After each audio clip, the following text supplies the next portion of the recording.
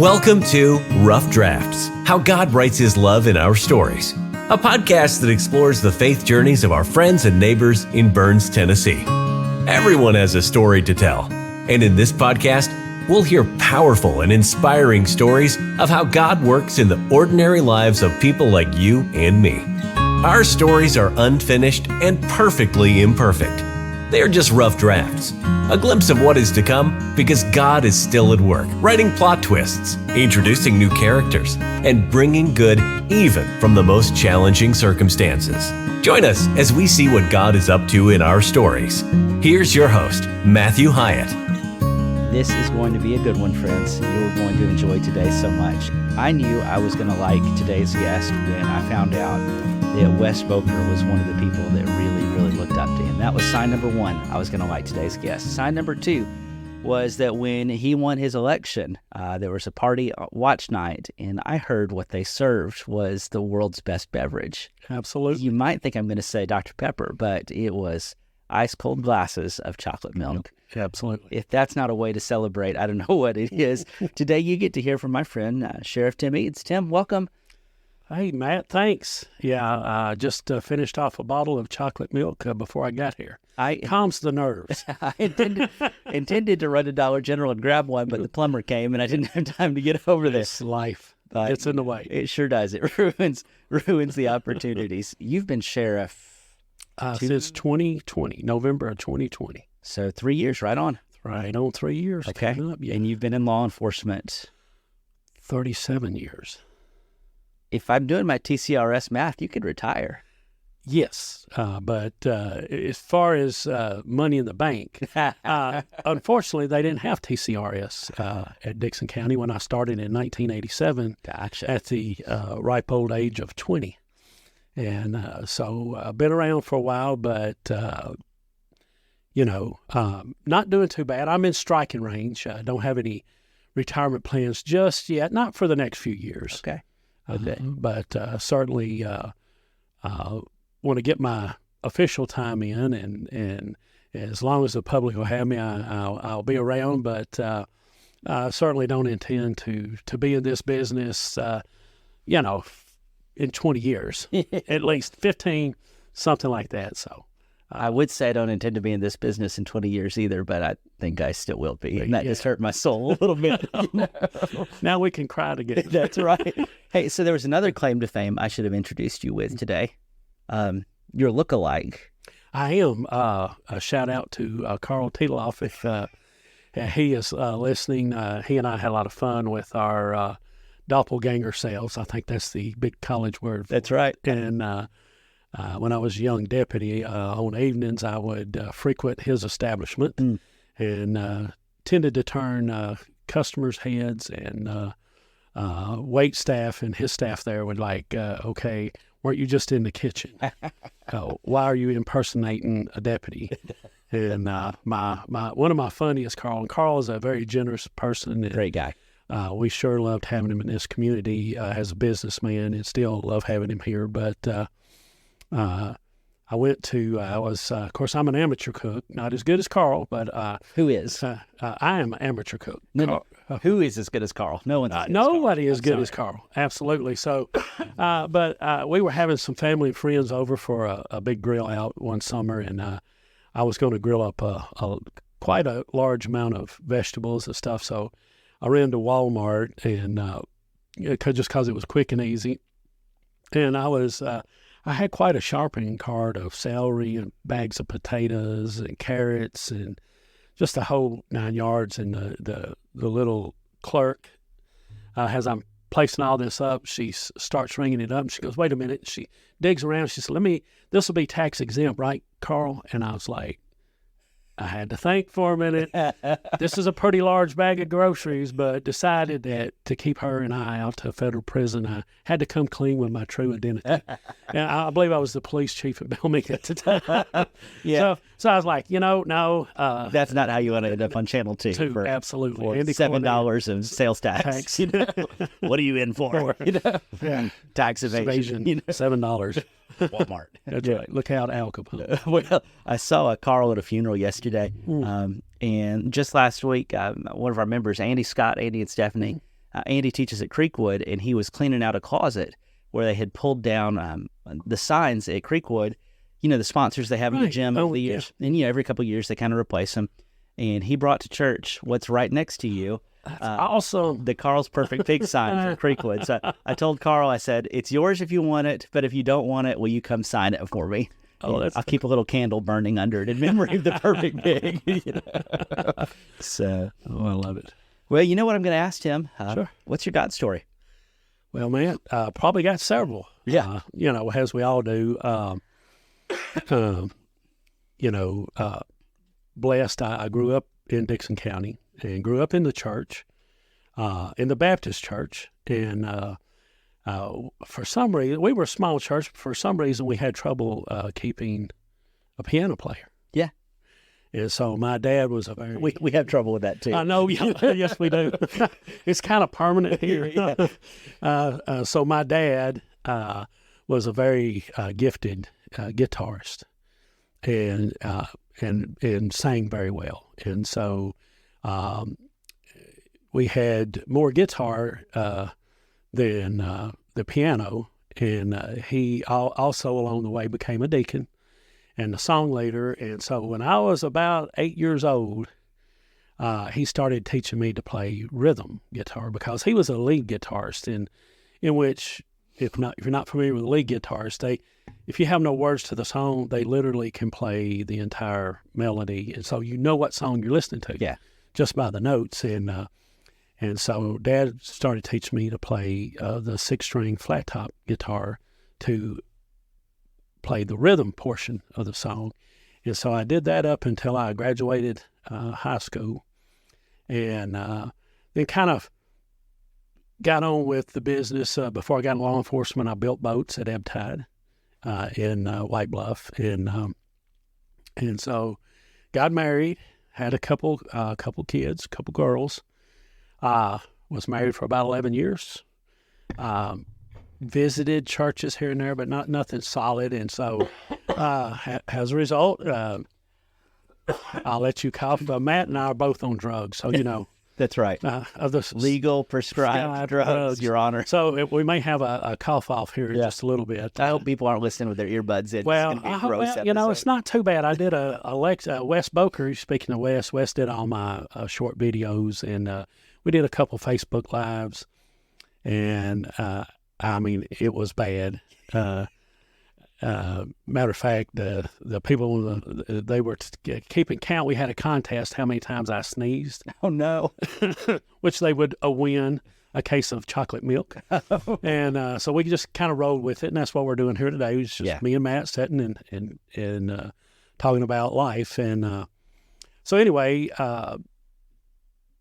as a result of that, I ended up divorced, and I had primary custody for the first few years of the girls, and keep them stable. I was in Van Leeuwen to school, and so that's how I met my wife Cheryl. She was a teacher's assistant and did art with the kids, and then the school had a before and after program, and my girls stayed in the after program, allowed me to pick them up by 6 o'clock in the evening, and so we kind of met. The guy that's my chief jailer now, Dwayne Hayes, was a dare officer at Van Leeuwen. And so we went out on a double date. That's the only way that Cheryl would go out with me, to make sure, I guess, she knew Dwayne better than she did me. And so we double dated, and from there fell in love and got married. And in February, we'll celebrate our 24th wedding anniversary. Congratulations. So, it was kind of like 8 is enough. She had 4 children at home, and I had 2. So we had a house full of kids, and Cheryl was attending Van Leeuwen, I believe, Church of Christ at the time, and she was stable with her kids. And so I'm like, minus a piano, I can't really tell the difference. There's not as many differences we act like there are. We do, and we get caught up on that, and I do appreciate Matthew does a lot of teaching and training about let's be hung up on Jesus and not what the sign says. Yeah. And so that's one of the teachings that that Matt focuses on, and it makes people really feel welcome, I'll have to say. But anyway, Cheryl was sort of stable with her kids, and they were involved in the youth, and so I started attending regularly. And then eventually the kids got a little bit older, and we moved our membership to Walnut Street and were involved. And here comes some of the God story, probably, to be honest. I think a lot of Christians, I'm in church, we're in church with the family, regular, tithing, helping out with the youth group, whatever ministry the church needs, and then tragedy can strike, either health. And has those of you that know me, in 2005, Danielle had a horrible traffic crash in which she was in a coma for 3 solid months, serious traumatic brain injury. 3 months. Yes, and all they would tell you is prepare for long-term care. Fortunately, we were never in a situation, me, Cheryl, or her mother, where they were telling us you might want to consider pulling the plug. She had really good brainwave activity. And so that's one of the things that they make a determination and consult with families. Anyway, so with brainwave activity kind of works against an injured brain. Yeah. Because when there's activity in the brain actually increases in size just a little bit. Okay. So if it's swollen, it's worse. And there's a medicine they can give, but you can only give it every so many hours because they might save your life, but you may have to have a kidney time it's done. So there's only a certain tolerance. So she went through several treatments. The last one would have been an ice bath. So they put her in a medically induced coma. Mm. And so that shook my faith a lot. I had expectations that, hey, if you're in a gang, you protect each other. Yeah. And why did this have to happen to her? As any parent would, I would like, at the time I was in my early 40s, and maybe I was just a tad younger. I don't know. I'm not real good with math in my head, but anyway, excuse me. It kind of shook me, and for 3 solid months, pretty much lived at the hospital. Mm. And then there was pretty intensive couple years of therapy. And God spared her life. Yeah. And while she will always have to have some sort of assisted living through her parents, and she stays typically a week with her mother. She'll stay with Cheryl and I. If she needs to stay longer, it just keeps her on a schedule. And if those of you that know anybody that might have a brain injury, schedules and time is important to them. Routine is good. Predictability. But I mean, I want to go back to what you said a second ago about, you're in a gang, you got each other's backs. You feel like you're trying to live the right way, and then something like this happens. Yeah. I mean, okay, I feel a little silly about what I'm going to say. It wouldn't matter if Danielle was a jerk. You wouldn't have wished this on her. But Danielle is and was a bright, shining star. Absolutely. She was popular and smart and funny and loved and all of those things. Yeah. Loved kids. She was a senior and at Creekwood, and she was, talking seriously about she wanted to be a pediatric nurse. Mm. And still out of all the horror can come blessing because she doesn't have any severe behavioral problems. Yeah. She loves people, animals. She loves interacting with people. She's legally blind and blind, I tell her. So if she listens to this, she's going to be fussing. You're going to be in trouble. Well, she says if she's legally blind, she gets it from her dad, which is true. And so we're blessed in that fact. And she does have some quality of life. She's amazing. Yeah, she is. She wraps me up in a hug every Sunday. Yes. I kind of want to put her in a bottle. And when people gripe at me for something they don't like at church, you need to talk to Danielle. She likes me. Yeah, she loves cleaning. Of course, somebody that's legally blind is going to do an extra special job of cleaning. And she does a really good job. And, I have offered to rent her out, but I think that may be illegal in Tennessee. Details. Details. But there is not a day that I have seen her that she hasn't found something to compliment me about. She is so kind. She's so funny. Just Sunday, she brought me a few weeks ago, I talked about when you were a kid, Right. and you got to eat the Cheerios in church, and I kind of missed the Cheerios in church day. She brought me a little bowl and a spoon and a bag of cereal to church the next That was Sunday. 100% her. I love the thought. I wish I'd have thought of it myself. I mean, she's so cool. But I mean, as a dad, she's a senior. Yeah. This is like the prime of life. We're excited about college and what's next. And I mean, this is the rug getting pulled out. Oh, yeah. It was, and I had just lost my father. He passed at the young age of 66 in 2004. And then this 2005, and I'm like, what's wrong with this? I mean, I'd had a pretty blessed life and career up to this point, even though I wasn't in church. I mean, I wouldn't say I turned my back on the Lord, but I just wasn't in church. There's a difference. Yeah. Wasn't praying normal or unless I needed something. Yeah.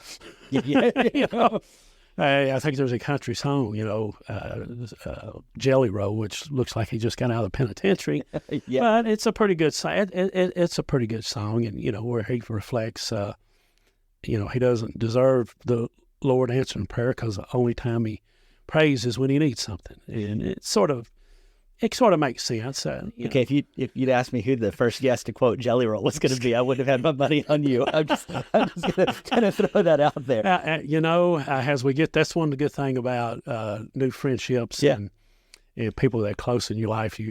You turn over those things. You're like, I never would have thought that, and that is one of the fun things. But Leslie makes fun of me because I have no taste in music. We joke I was born to be a Church of Christ preacher because I listen to an audiobook all day long, but I don't have a problem with it or anything. I just don't listen to the radio much. Right. So I started going to spin class at the Y, me and all the middle-aged ladies in there. And now that I'm a middle-aged man, I guess that hit a little bit closer to home. And Leslie made fun of me. She said, the only songs you know are middle-aged lady songs from spin class. So we're going to have to, I'm going to have to hook you up. Cheerios one Sunday might be a Jelly Roll CD. I've got Spotify. You can send me a playlist. There you go. Okay. There we go. So anyway, it was very devastating. The church family was very supportive, during the whole thing, and just sort of got out of the routine. I don't know, and I had some anger, and thank God for Cheryl, who, had some, you can have her own, she had some trauma in her life years ago, and I'll let her tell her own God story someday. Very wise lady, and had been through some therapeutic type classes, and she was, I appeared fine on the outside, but on the inside, I'd come home and I'd gripe about work, and then suddenly I'd start slipping. And my mother was living at the time, and she put up with some of it and let me vent. And there's a place for that. Yeah. But it'll take you to a dark place if you don't. It will take you to a very dark place. But, I think the miracle of this story is that you come in here drinking a cold chocolate milk,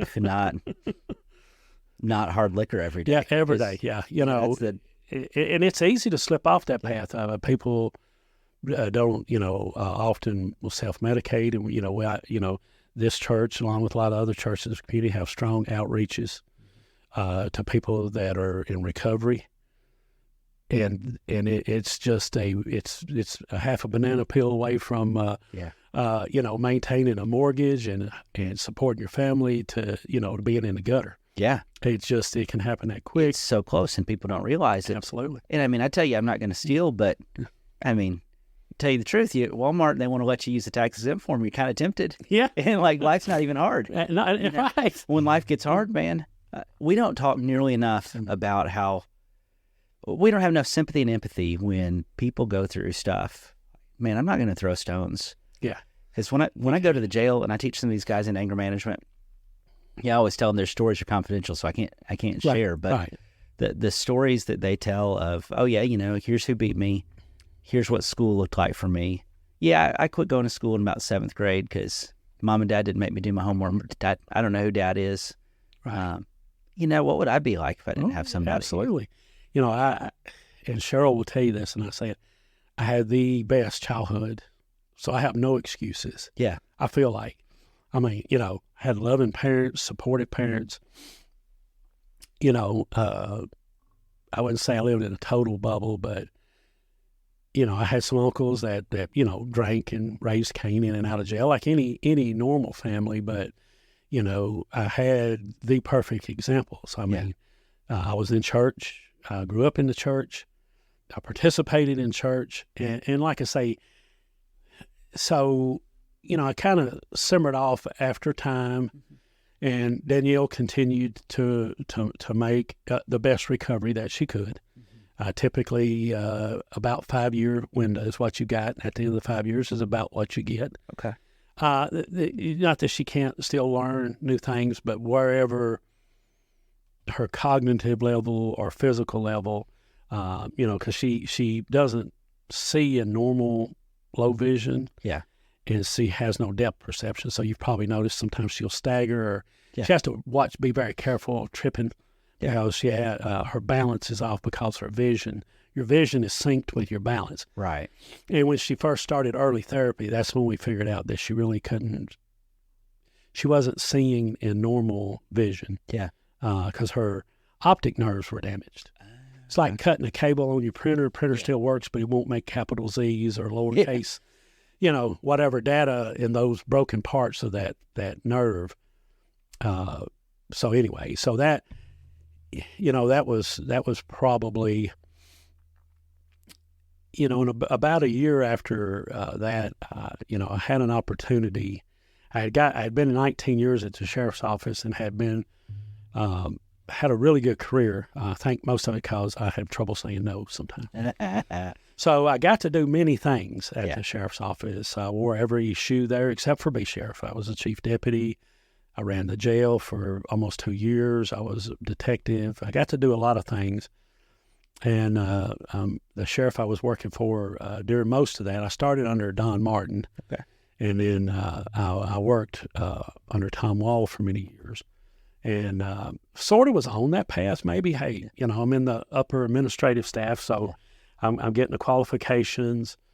Right after my dad died, I went in 2004. I attended the Law Enforcement Leadership Academy at the FBI. It's called the FBI National Academy. That's a big deal. It's a big deal. Less than 1% of American law enforcement get to attend this. And sometimes it can take 2 to 3 years to get in. Yeah. Which was my case. I'd actually applied in end of 2001. And finally in 2004, and it was just months after my dad passed. Wow. And, which was a big distraction. Obviously, saying I had the best childhood in the world, according to me, I'm very close with both parents equally. And so I had that behind me, and Teddy Murphy had left the sheriff's office to go to work for City of Belmead. And the sheriff said, hey, I think I'm going to stay a couple more terms, or at least another term. And so I had this opportunity, and I remember going to Steve Baggett's office. He was my pastor minister at the time, and asked him to pray with me, about this decision, and it worked. The fine folks in Belmead hired an old country boy from Van Lair, Tennessee, so we're still trying to figure that one out. So my professional life really took off again, to sort of the next level, and was a blessing. Left with the sheriff's blessing. He goes, look, you go get you 4, 5, 6, 8 years more experience at the executive level. Politics and a lot of things you don't have to really be qualified to run. Sheriff is the most tough. You have to have a psychological, and there's some other prerequisites to run for sheriff. Didn't used to be that way. Back in the 70s. It feels like a reasonable thing to have some prerequisites. Yeah, I told you I nearly became constable one time. Right, yeah. We just moved to White Bluff, and it was the first election I voted in, and I looked at the ballot, and there was nobody for our district for constable, so I wrote myself in. And that night on WDKN, Chris Norman was announcing the results. He said, and there's only one vote for constable from White Bluff, and it's a write-in. And I thought, I just became constable, and I don't even know what a constable is. So the next morning, Dickson Herald, I guess, announced or whatever who it was, and it wasn't me. So I called the election commission. I said, this is an outrage. They said, well, you have to notify them in writing so many days in advance that you are accepting write-in. Right. So I missed being White Bluff Constable by one vote is what I tell everybody. So, That's true. I nearly had an earnest career in political law enforcement. Yeah, it's kind of the old sheriff way, the constables for districts. And, unfortunately, most people would actually go broke if they pursued that office to its fullest. But I really thought, oh, no, what have I done? What have I done? Or am I going to get blue lights from my car? Yeah, that's right. Had a pistol in one hand, Bible in the other. Hey, it worked for me. I don't even have a gun. Got to watch some more Andy Griffith episodes. Something. Training. That's right. So the time of Belle Meade gave you some training, some credentialing. Yeah. I got to do a lot there, and so ultimately the sheriff Tom lost the race in 2010 to Jeff Bledsoe, and I just kind of kept hanging on. I worked with Jeff, knew Jeff. There was no reason for me to run in 2014 or whatever. I was doing fine, was still doing fine. Had a good thing going on at Belle Meade, and then in 20 when Jeff retired and took the director's job at Tennessee Sheriff Association, it's an open seat. Yeah, prayed about it.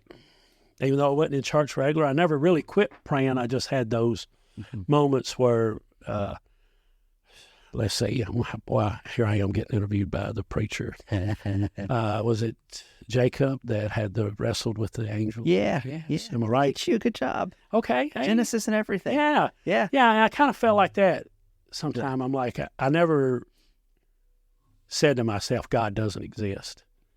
I believe stronger than anybody that he did, and I wanted to wrestle him for not protecting Danielle, I guess. That's the real deep side. You didn't disbelieve, but you weren't happy with him. No, yeah, exactly. I'm like, let's go. Yeah. Come on. Why? I'm trying to do the right thing, and, and then at the end of the day, I still have to sit down and go, she survived. Yeah. And there were some points that were dark. It was like, it'd almost been better if she hadn't. That's just the truth. But I did wrestle with God and, feeling like that I had been let down. How long was that funk for you? Was it days, weeks, months, years? Years.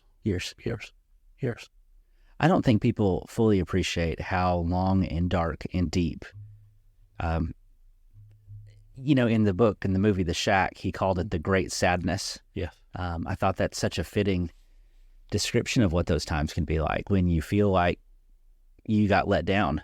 Mm-hmm. If God's real, he sure isn't helping me a lot. Right. I mean, why should I, tithe and volunteer and take time away from whatever else I'm doing and show up, and I'm not getting anything returned now. Yeah, I understand faith and heaven, and there's a greater place and all of that, but this is a real world, bub. Yeah. You still wake up with a sinus infection. Yeah. I'm making it personal, why don't you? Yeah, right. Yeah, so it was funky for a long time, and like I said, I got to give Cheryl a lot of credit for sticking around. There's probably times where she just didn't want one more sermon. My mother wanted me to be a Baptist preacher. Yeah. Not the police. Okay. And, I always, Cheryl could tell you I can preach, but it ain't always the gospel. And so we stuck it out, and, I talked to her, and it any executive level, any job, whether you're, my dad was a janitor, and I'm very proud of that. My mother was a factory worker. That's where I come from. Hard work, sometimes you have to buckle down. My dad told me, he says, son, unless your life's in danger, you got a job and you hate it, find something else, but you don't quit until you give them a notice. Yeah. And you got a paycheck coming in. That's right. That's what you do. You just don't walk off a job. He said, if your life's in danger, that's one thing. Yeah. Otherwise, that's the only exception to the rule. Yeah. And so, there were things, even though Belle Meade had a low crime rate, but we're in the middle of West Nashville. Yeah, I think people hear Belle Meade and they think a little bit of a false sense of security. Yeah, okay, there's some parts about that job that are cushier than some other jobs. But that doesn't mean it's not a real police job. And I mean, comes with its stresses. You have real felons, you have real criminals, and some of the clientele you've got to deal with are, frankly, really entitled, complaining jerks. Yeah, I mean, a lot of good people there, but there were folks with probably unrealistic expectations at times. So I've done a ride-along with the county a few years ago. I've done City of Dickson. I've done a ride-along with Wes, and the thing that was in Belle Meade, and the thing that was different about Wes's ride-along, it was a real day, just like the others. Mm-hmm. Okay. I mean, it was a little bit slower, but there were still roads with a whole lot of cars. But part of his job description was driving by houses of the rich to check on them while they were on vacation. Yes. Like, that's not something happening in White Bluff real often. No, I mean, we get those in the county. We can try, but it ain't happening every day. It may not happen every day, and the goal was to get by one of those houses 2 or 3 times during a shift. Yeah, which would equate to about six to 8 times during a 24-hour period. Ooh, that's a lot. And like I said, it had there was a certain amount of quirkiness. Yeah, that's a great word. That's such a good word. Yeah, that might come from the mayor or city manager. That was different, and it had its own set of stressors. And so when we found out Jeff was retiring, I talked to Cheryl. I prayed about it still, and things seemed to fall into place. And of course, I had known Wes since he was a kid and a police explorer. And I had hired him maybe about 3 years before I left. And of course, those of you that know Wes is a very talented musician, photographer, videographer. And, unlike this show, which is not edited unless we go too long, Wes, was able to edit some videos that were very powerful. It was in the middle of COVID. Traditional campaigning options weren't necessarily there. Mm-hmm. Honestly, all the candidates, there was 5 of us, had to throw together pretty quick strategy, and I just trusted Wes, and he did his thing, and he's like, "You want to look at this before I launch it?" I'm like, "No, let's go for it. Let's just ride with what we got." And I got a lot of positive feedback, and I think Wes, he knew me, and somehow I believe he was able to convey my sincerity of wanting to be sheriff, not so I could thump my badge and go, "Hey, I'm the sheriff." So I love this community. I grew up in this community.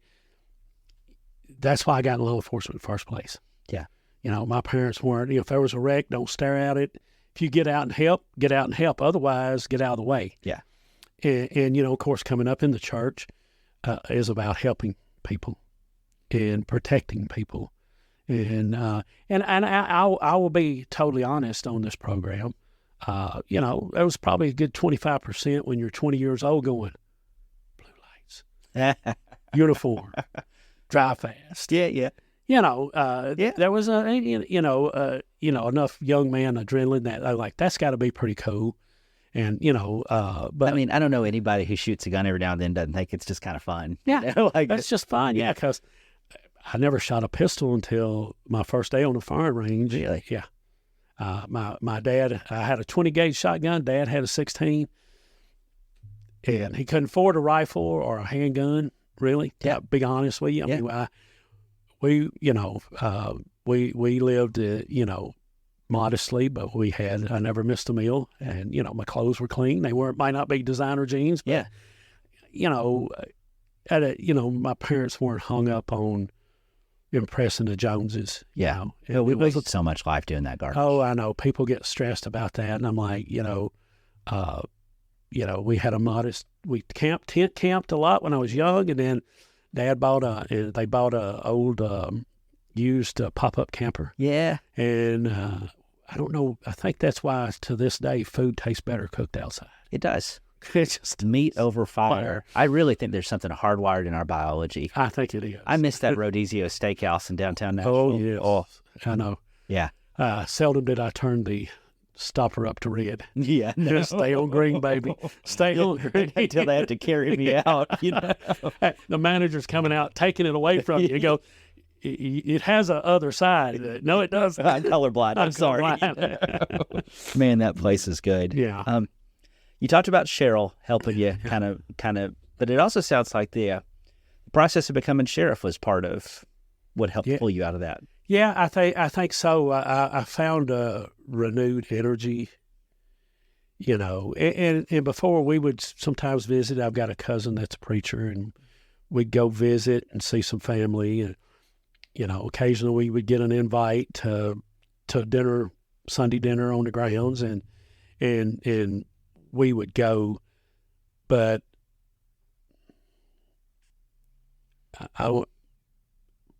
God has his own way of steering our lives. Mm-hmm. And so, between her, she made campaign buttons. She run the whole thing, but somehow I think some of that deep anger started turning, raise a child up in a way they won't depart from it. Yeah. Loose quote. Yeah. I think it just started clicking. It was like I understood that things were happening very positive for me.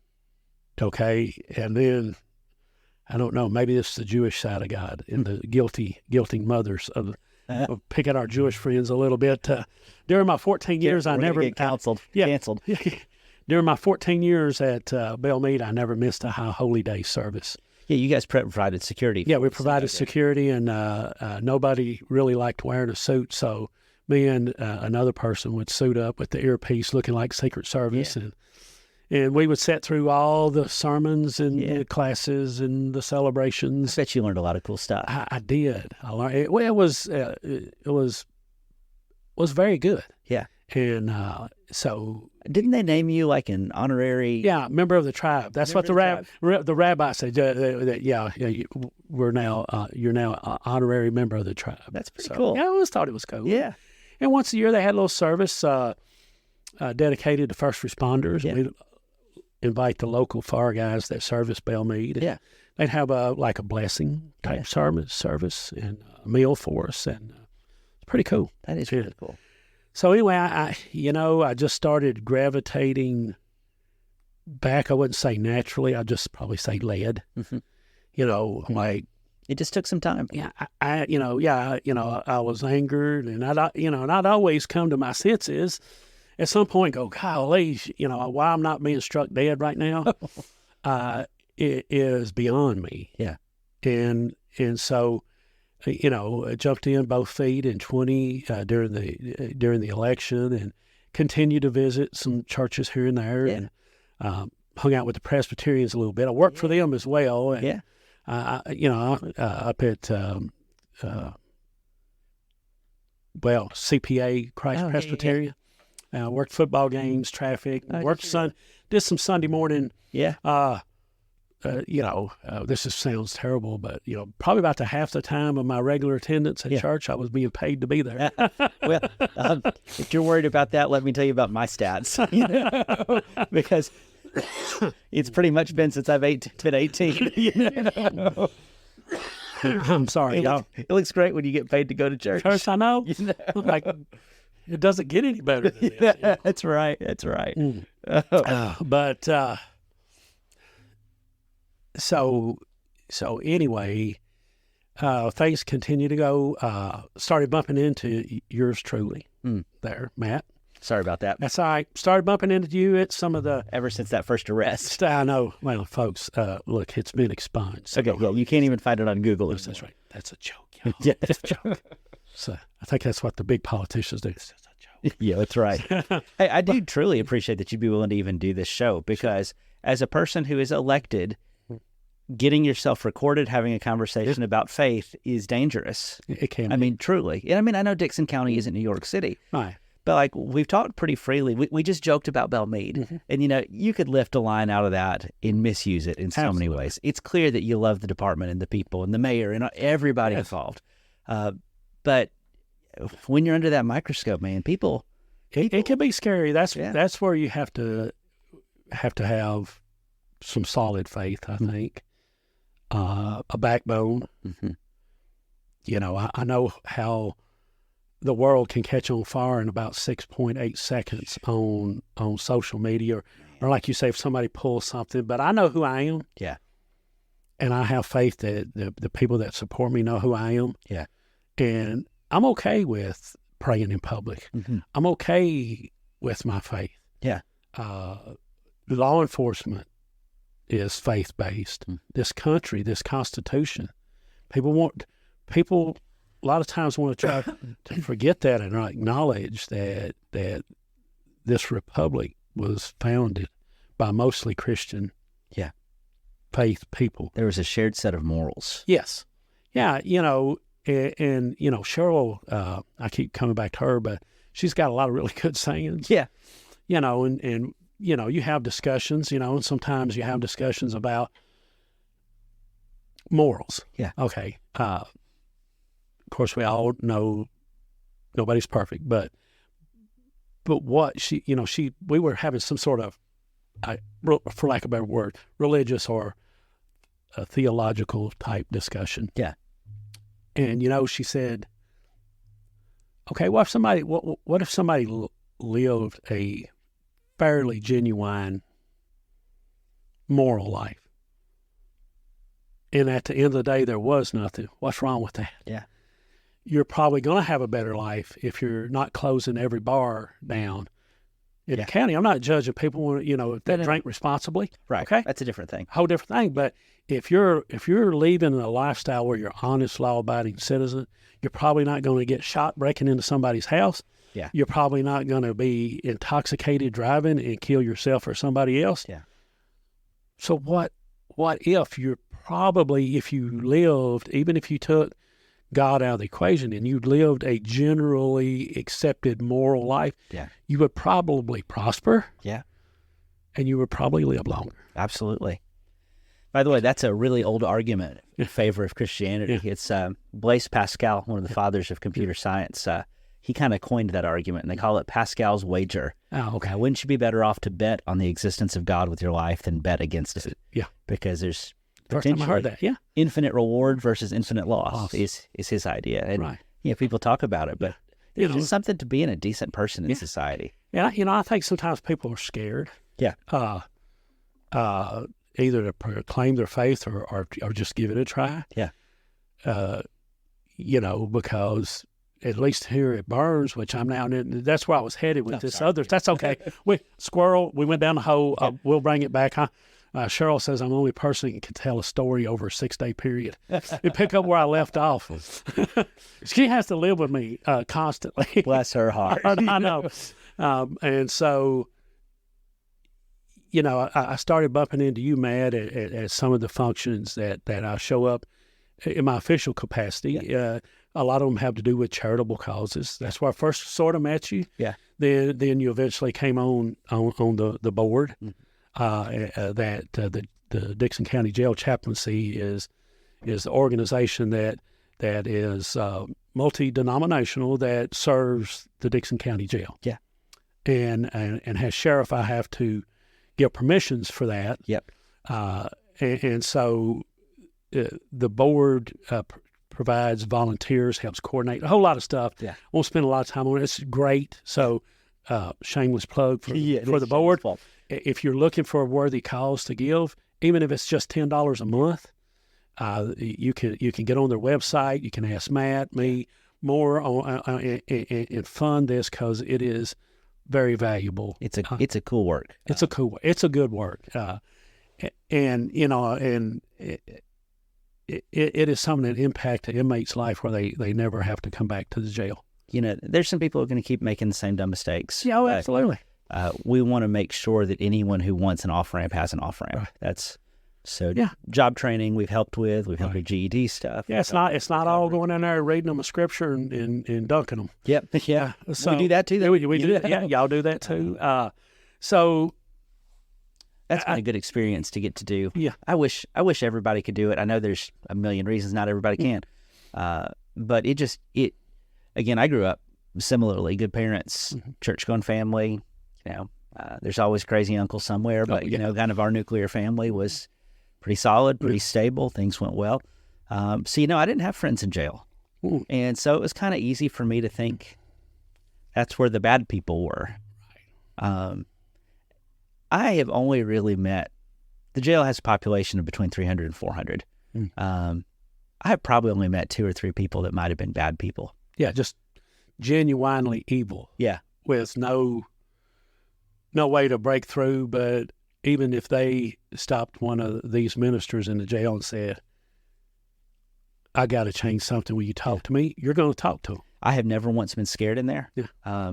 Never once. It's a little intimidating, yeah. but at the same time, a lot of these people are in pain, or 99% of them are in pain of some reason or for some reason. And like I say, I've been blessed. I got a taste of that mentally with my God story, I guess. Yeah. You know, and at the end of the day, I you know, with my divorce from the girl's mother, you know, I was heartbroken, but I wasn't devastated. Yeah. I guess. That makes sense. You know, and I even, you know, tried to take the girls to church some, even, you know, while I was single. And because I always knew in my heart of hearts, that's the right place to be. It's a good place. If you don't know what to do, you know, this is, you're going to roll your eyes at me so hard. We were watching Home Alone the other day, and I love the original Home Alone. It's my kid's favorite movie. You know, when little Kevin knows that his world's falling apart, where does he go that night? He goes to the church. Yeah. And yeah, he sees the big scary guy with the shovel, you know. That's at the church. Yeah. That's a whole nother conversation. But, you know, that's church. Somebody apologized for me. He said, I don't think I need to be here. I'm just not sure whether or not I believe, and I don't want to be a hypocrite. That's, buddy, this is the place. Like, come here and figure it out. And I hope you decide you do, but if you decide you don't, there's still a seat for you here. Yeah. I'm not going to ask you on your way in or your way out. You know, just be who you are. Well, you know, and I don't think I know. I believe the Lord was stirring me. Things really fell in place. Maybe that was His way of giving me a shot of faith to be driven. It's almost like, you know, when a fruit's ready to be picked, it must be picked at the right time. It's got to be right. It's got to be ripe. It's got to be ready. Pick it too soon. Pick it too late. You're messed. Yeah. And I like to feel like I was led here. Yeah. And not just here but be back in part of something that I felt comfortable, that Cheryl felt comfortable in. I know you preach a lot of times to remind people, reassure people that this is a place to be loved, not judged. Yeah. You know, and anybody with half a brain's going to understand. You're not making endorsements to be actively doing something you know is not good for you. It's not good. You know? Right. You know, and so, you know, as I was around you a little bit more, I was just like, you know, plus my stepdaughter, Kristen, and her husband come here. She is amazing. And, you know, and Cheryl has always been the bedrock of don't have to ask her twice to let's go to church. Yeah. And so we started visiting, and I really got to start interacting with members of the church, from younger people to people my age, people a little bit older. Mm-hmm. And it was like, and they may kill me for this, that I started finding more, Matt, like your personality. And you know, and I grew up and people's heard this. You ain't supposed to follow the preacher around. Well, I get that. Yeah. I get that. And this is not what I'm talking about. I'm talking about an atmosphere, a thought that you can just really feel when you walk in the door, you know. And James Hinkle started that before me, and that's what makes this church so special.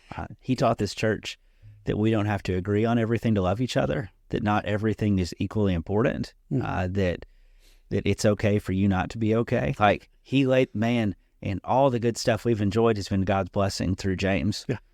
And I actually sat through some classes with James back in the day. Oh, did you really? Yeah, at Walnut Street, but so he was good. still there. This was along in Dayton myself, but always enjoyed his teaching, and it was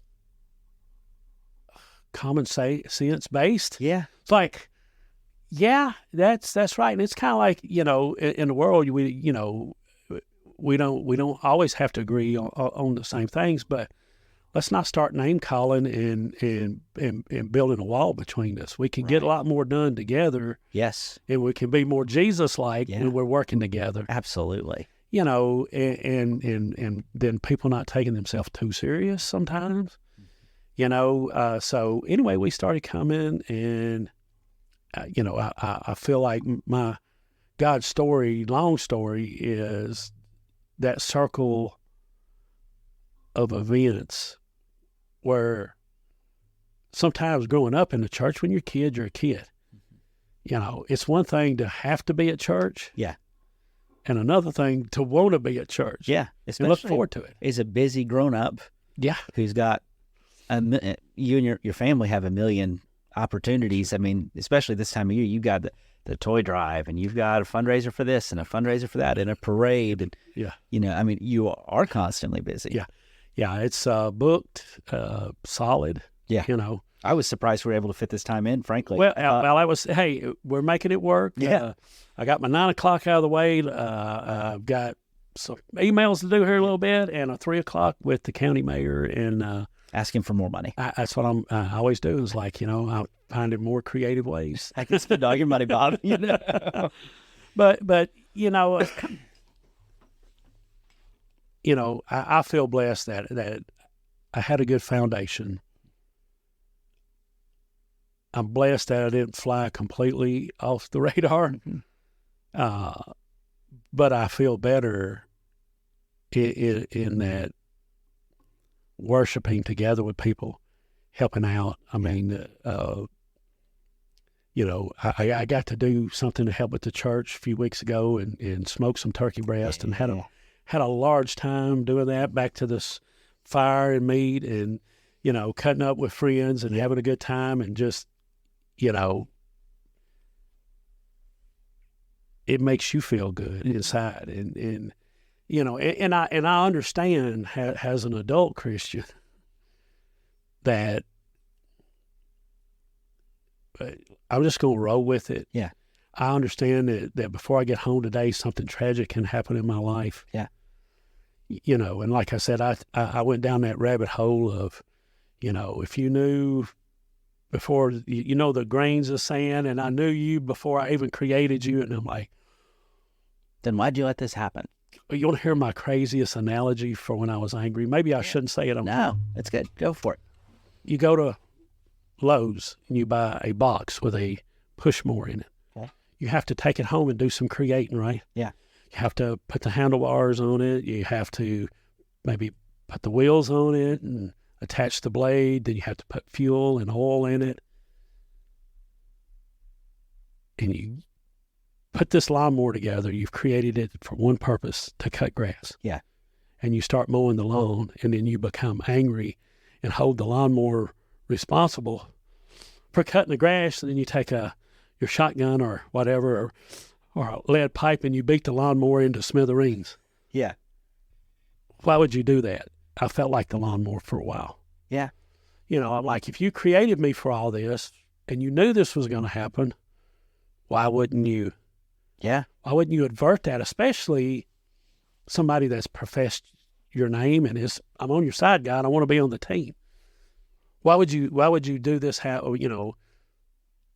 just finally had to push through the other side. It's kind of like going through the sound barrier. Yeah.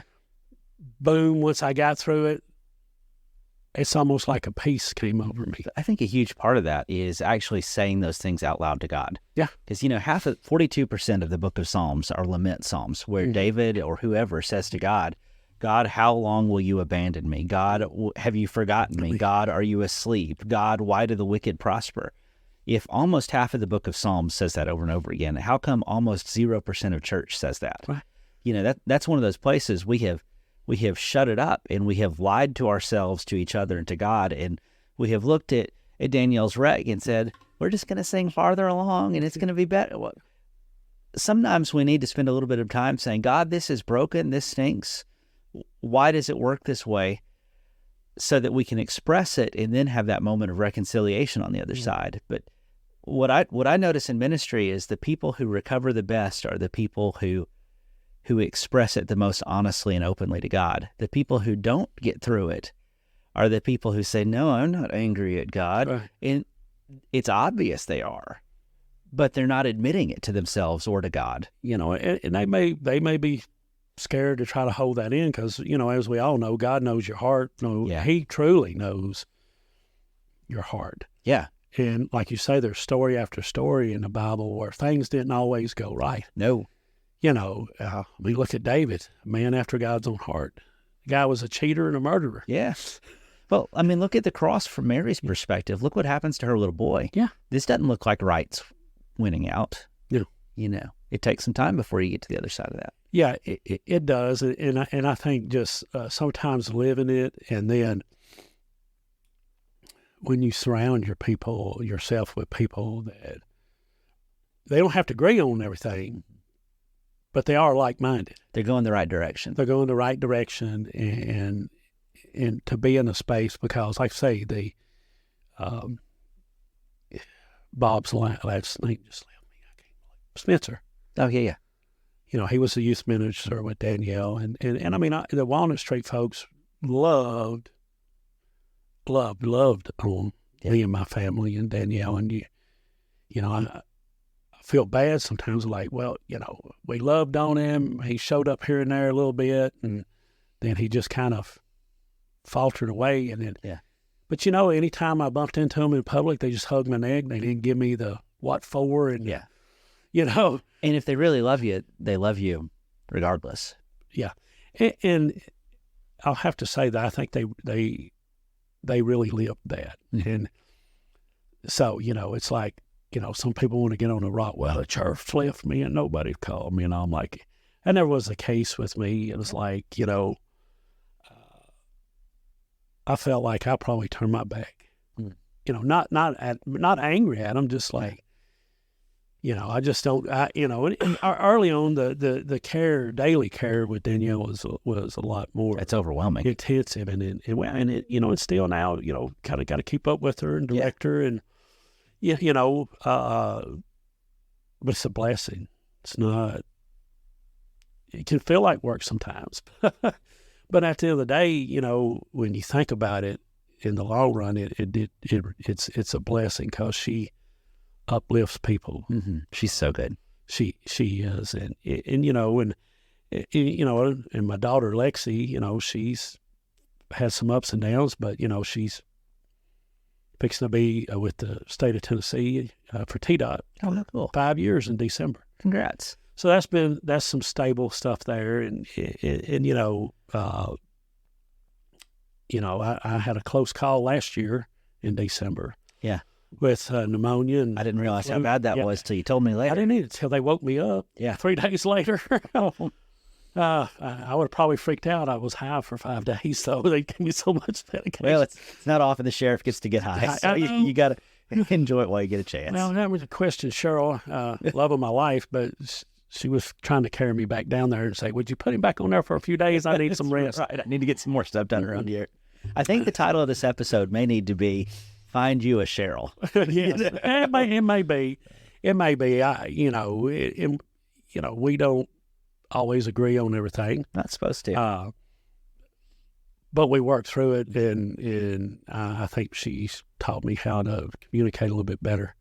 It's really all about communications. It's like you said, look, if you're a Christian, maybe you need to lament a little bit. And lament out loud. Find somebody. I'm not saying you have to come down at the end of the call of worship and tell the whole church what's bothering you. But you need to tell somebody. You got to, find somebody who will listen to you, and maybe 2 voices to God. That's why I believe they call that prayer. Yeah.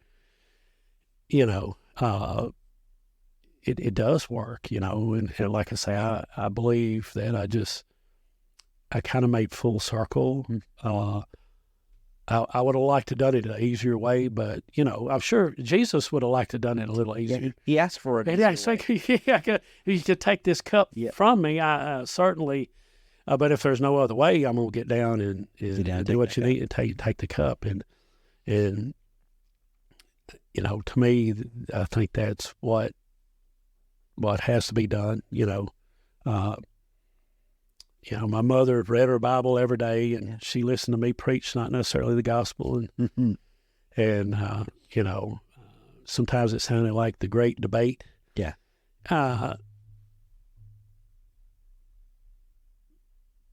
But that helped. I come up with a reason not to, and she'd go to her Bible and find a reason I should. And so, and she and I got to keep her. She passed in January, but she's almost 88 years old, and the last year and a half of her life, not so much quality of life. Yeah. Wasn't horrible, but wasn't great. Wasn't great, but she was ready to be with the Lord. Yeah. Okay.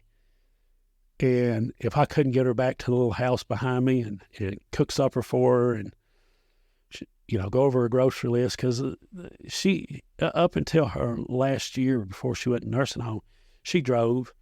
Lord spared me on that, and I didn't have to fight her over not driving. Yeah. She got stenosis real bad, and she couldn't pick her feet up real good. Okay. She was scared she wouldn't be. She wasn't worried about the gas. My mother kind of had lead foot, just so y'all know. And she was worried about getting on the brake and hurting somebody else. Yeah. And so she's like, let's just, I'm going to keep insurance and tags on van for having an extra vehicle. And, but, we get out a little bit, but, so, she would tell people I was her best son. Right. I would remind them that I'm her only son. You take it. I'm the best and the worst, Mama. You take it how you can get it. Yeah. And so I was blessed to be able, to be close to my mother in her elder years, and no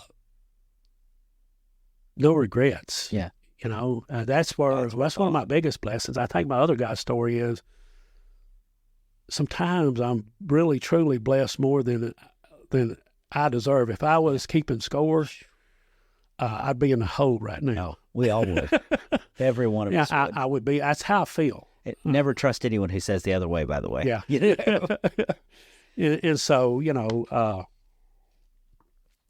like I say, the good Lord got me through that, but that's not what really, because there might have been people that know me really well say, well, maybe that's why he started going back to church. He almost died. And I'm like, no, was already headed that way. Yeah. And if that was the case, I'd admit it. I think most people know me. I'm pretty transparent, and I'm human like everybody else. You're going to tell the story to your best light. You're not necessarily lying, but I'm just being honest. That I was already on the path. I think God was bringing me back. I mean, I know He gives us free will, which is probably the worst thing. It was a bad idea, God. I struggle with that one. Yeah, I do. I struggle with it a whole lot. It's kind of like the lawnmower story, you know. Lord, you know how we turn out, right? Yeah. Don't do that to yourself anymore. Hey, you could blink this whole story in a whole different direction, but I'm sure you wouldn't rather have robots. But overall, I feel like my whole life at different points, and I think you've pointed that out, could be your God story. Absolutely. And like I said, I've been blessed 50 times more than I ever deserved. And my mother was very big on tithing and stuff, and she would. And you've heard this story, I'm sure, before. Even if they probably really didn't have that little 10% to tithe, Mama said it always came back at 50 or better. Yeah. And I believe that's true. And I understand, we're gonna have some hard times even if we're doing right. Mm-hmm. And I think that's where I feel like my faith today's prepared better. I don't want to brag. Yeah. But where some of our parts in our life experiences at the end of the day. Yeah. Cheryl had another good one. Well, she got a lot of good ones from her father. I'd say, what is it? Youth is wasted on the young, or something like this. It's like, can we do this in reverse? Yeah, can I get back to getting to have a nap every day? That's right. I sure didn't appreciate that back then, but I'd go for it today. Right. I'm 57. Yeah. What if I had all of this knowledge? And it's not just the knowledge and experience it, but it's the feeling. Yeah. It's the emotional Yeah. thing is what gives you strength To know. to know something. Yeah, it's like, well, I know here. I've got the future right here in my hands. I can see it. You're probably going to stay right on track. Yeah, do the same thing. Yeah, but if you have the emotional stuff behind that, I think you would probably more likely go, okay, been there, done that, learned it, got a T-shirt and the scars. Yeah, and here they are. Here they are. But I think it could be a fool's errand to dwell on stuff like that. It just can get in drive here. you crazy. Drive you nuts, all the possibilities. I just try to live my day to the fullest. Mm-hmm. Try to help people. Sometimes it's spontaneous. You get to do a little something. Yeah. Somebody putting stuff back at Walmart in the checkout. And I've been at the IGA back in the day when I'd see my mother have to put back 2 or 3 things, maybe little half gallon of iced milk. Yeah. That's what I grew up on. It's not really ice cream. Yeah. It's iced milk. And there's a difference. Yes. Little things you can do. You don't give them your name. Yeah. You're just like, You don't post it on Facebook. You just do it. Mm-hmm. And one of the reasons I want to be regular and involved, I think, led back to the church is like I can't do everything because Cheryl, when we first became members here, we got a list. Yeah. And she tempers me. Yeah. She's like, you can't check all the boxes. No. She's like, let's pick a few and be proficient in those. Absolutely. And that's why I think being involved in a church. If you're hearing this, whether you go to a Baptist church or Methodist church or Burns or Walnut Street, if you're actively involved, find something to do within the church, whether it's cleaning the building. I can remember when a kid, I cleaned the building. I helped remodel and raise the ceiling, and there was insulation involved, and I was 13 years old, and it was sweaty in July. I have never itched as much in my life. Fiberglass insulation is the devil. I said, Lord, I will find some other way to give them my time. I'll mow the grass. Just don't stick me back. Lord, I will give money so somebody else can do this. So, I think that's the other God story is be active. You don't have to do it all. Your church family don't expect you to do anything. No. But like I said, just being asked to cook. Yeah. I think in a text message I told Matt, when I get to heaven, I want to be a warrior cook. Yeah.